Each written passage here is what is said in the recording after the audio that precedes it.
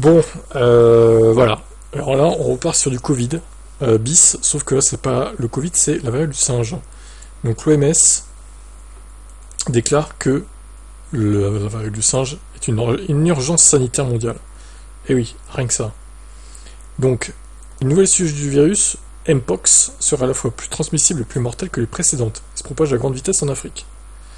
Pour l'instant, ça reste concentré à l'Afrique, mais on sait bien qu'avec tous les migrants qui viennent dans les pays européens, au bout d'un moment, ça va nous contaminer nous aussi. La France, la Grande-Bretagne, l'Italie, Belgique, Espagne, etc.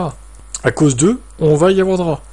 Moi, je serais le gouvernement, tous les gouvernements du pays, des pays européens, je fermerais immédiatement les frontières avec l'Afrique. Plus aucun Africain ne doit rentrer sur le territoire européen, qui viennent d'Afrique du Nord, d'Afrique centrale ou d'Afrique du Sud. On doit mettre en quarantaine ce continent immédiatement. Pour moi, c'est primordial pour pas que le virus se propage dans le monde entier.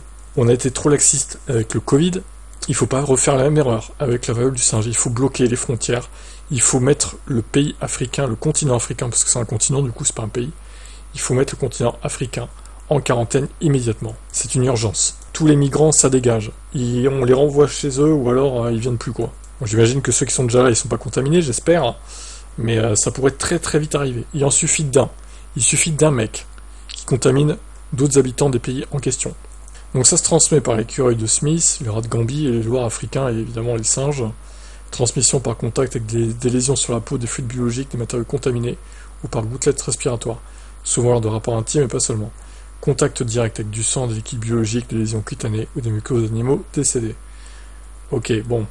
Ça veut dire que même en touchant un objet contaminé, on peut être contaminé en mettant sa main sur son visage par exemple. Ça c'est important. Hein. Ça veut dire qu'il n'y a pas que par rapport aux animaux en fait. Incubation 12 jours moyenne, symptômes fièvre, céphalée, douleur, fatigue, éruption cutanée, donc comme on a vu des boutons sur la gueule en gros, taux de mortalité entre 1 et 10% quand même, 10% ça peut monter, c'est énorme. Moins de 1% avec Clade 2, donc ça c'est les variants du coup.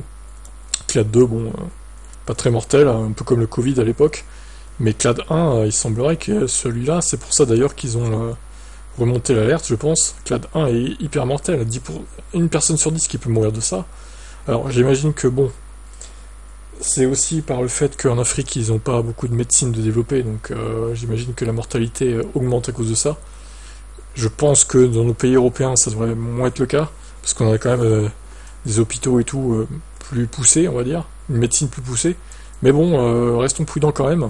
Et méfiance, encore une fois, méfiance, soyez prudents à qui vous croisez. Si vous voyez des gens avec des boutons sur la gueule, les approchez pas et fuyez vite. Vraiment, fuyez vite. Et lavez-vous bien les mains.